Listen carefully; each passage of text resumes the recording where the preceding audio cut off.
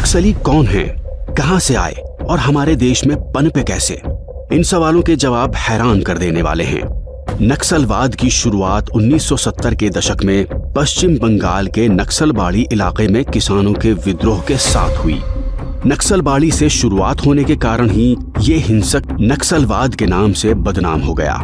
सबसे खास बात ये कि इस नक्सलबाड़ी विद्रोह की प्रेरणा चीन के नेता माओ त्से तुंग की विचारधारा से आई थी।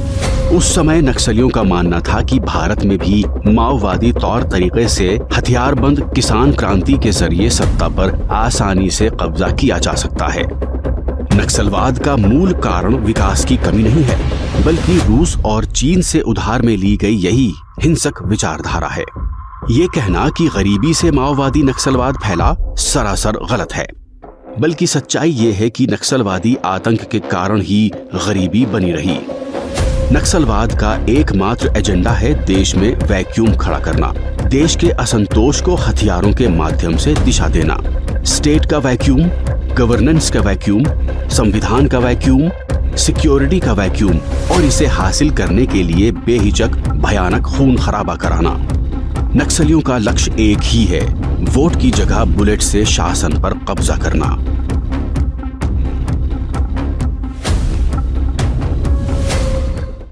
ये विचारधारा कौन सी है? क्या है माओवादी विचारधारा? इसका ध्रुव वाक्य क्या है? जब हम आजाद हुए, हमने कहा सत्यमेव जयते, सत्य का हमेशा विजय होता है। इनका ध्रुव वाक्य क्या है? कि सत्ता बंदूक की नली से निकलती है।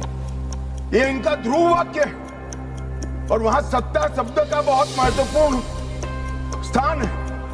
ये विकास के लिए नहीं है, अपने आइडियोलॉजी के अस्तित्व के लिए, अपने आइडियोलॉजी के विजय के लिए है। और आइडियोलॉजी को बोले बाले आदिवासियों में स्प्रेड कर सत्ता हासिल करने के लिए। बंदूक के जोर से भारत को बंधक बना लेने की गलतफहमी में जीने वाले नक्सलियों का लोकतंत्र और संविधान पर कोई विश्वास नहीं है।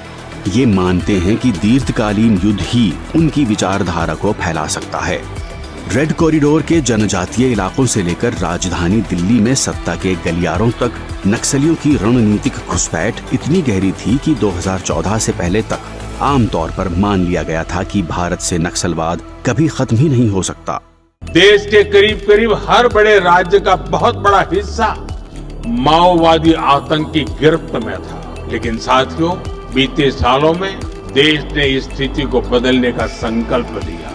हम बुलंद हौसले के साथ आगे बढ़े और इसका नतीजा आज देश देख रहा है। साल 2013 में 180 से अधिक जिले, 180 से ज्यादा डिस्ट्रिक्ट माओवादी आतंक से प्रभावित थे। आज माओवादी आतंक से प्रभावित जिलों की संख्या सिंगल डिजिट में पहुंच चुकी है।